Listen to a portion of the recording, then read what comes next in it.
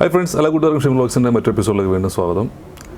ഇനി മുതൽ കുവൈത്തിൽ നിന്നും സിവിൽ ഐ ഡി കയ്യിലില്ലാത്തവർക്കും രാജ്യത്തിന് പുറത്തേക്ക് യാത്ര ചെയ്യാം എന്നാണ് കുവൈത്ത് ആഭ്യന്തര മന്ത്രാലയത്തെ ഉദ്ധരിച്ചുകൊണ്ട് അറബ് ദിനപത്രം റിപ്പോർട്ട് ചെയ്യുന്നത്. ഇത്തരം യാത്രക്കാർ നിയമാനുസൃതമായി രാജ്യത്ത് താമസിക്കുന്ന ആളുകളായിരിക്കണമെന്നും അവർ സിവിൽ ഐ ഡിക്ക് വേണ്ടിയിട്ട് പുതിയ വിസ അടിച്ചതിന് ശേഷം സിവിൽ ഐ ഡിക്ക് വേണ്ടിയിട്ടുള്ള നടപടിക്രമങ്ങൾ പാലിച്ചവരായിരിക്കണമെന്നും അറിയിച്ചിട്ടുണ്ട്.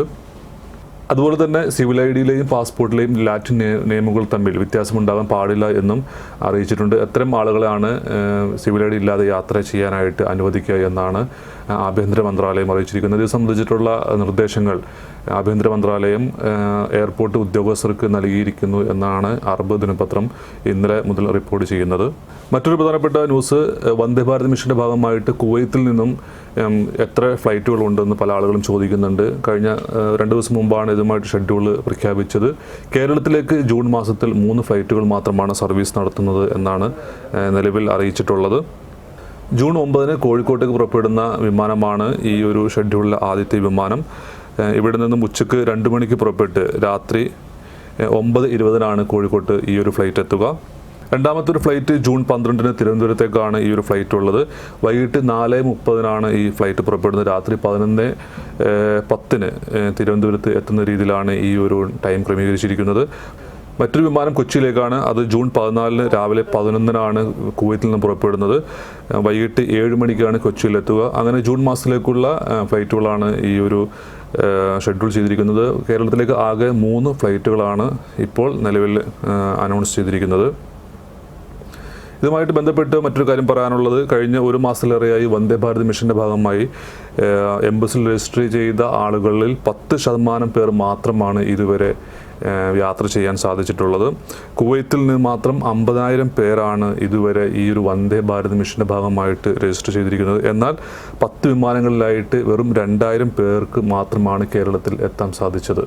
നമുക്കറിയാം, കുവൈത്തിൽ നിന്നും അതുപോലെ തന്നെ വിവിധ GCC രാജ്യങ്ങളിൽ നിന്നും ചാർട്ടേഡ് ഫ്ലൈറ്റിന് വിവിധ സംഘടനകളും അതുപോലെ തന്നെ ട്രാവൽ ഏജൻസികളൊക്കെ ഒരുപാട് ശ്രമങ്ങൾ നടത്തുന്നുണ്ട്. ചില ആളുകൾക്ക് അതിനുള്ള അംഗീകാരം ലഭിച്ചിട്ടുണ്ട്. ഇനിയും പല സംഘടനകളും കമ്പനികളും ട്രാവൽ ഏജൻസികളൊക്കെ ഇതിനുവേണ്ടി ശ്രമിക്കുന്നുണ്ട്. അപ്പോൾ വരും ദിവസങ്ങളിൽ കൂടുതൽ അനുമതിയും കൂടുതൽ വിമാനങ്ങളും നമ്മുടെ നാട്ടിലേക്ക് സർവീസ് നടത്തുമെന്ന് നമുക്ക് വിചാരിക്കാം.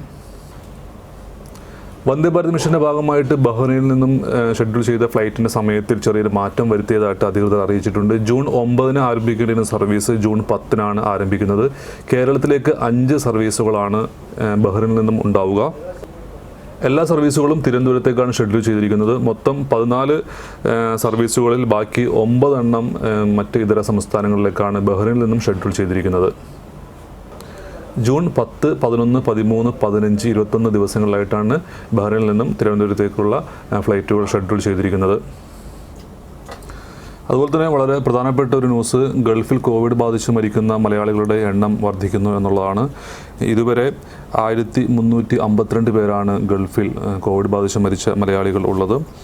ഇന്നലെ തന്നെ സൗദിയിൽ 34 പേരാണ് മരിച്ചത്. കുവൈത്തിൽ 10 പേരും ഖത്തർ, ബഹ്റൈൻ എന്നിവിടങ്ങളിൽ 2 വീതവും UAE-യിൽ ഒരാളും ഇന്നലെ മരണപ്പെട്ടു. 7414 പേർക്കാണ് ഇന്നലെ മാത്രം ഗൾഫിൽ കോവിഡ് സ്ഥിരീകരിച്ചത്.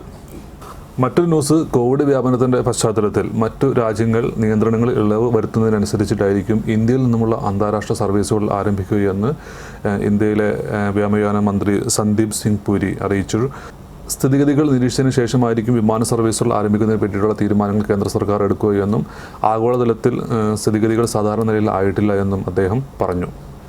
മറ്റൊരു പ്രധാനപ്പെട്ട ന്യൂസ് എന്ന് പറയുന്നത്, ആഗോളതലത്തിൽ COVID-19 വ്യാപിച്ചുകൊണ്ടിരിക്കുന്നു എന്നുള്ളതാണ്. ഇതുവരെ 70 ലക്ഷത്തോളം ആളുകൾക്ക് കോവിഡ് ബാധിതരായിട്ടുണ്ട്.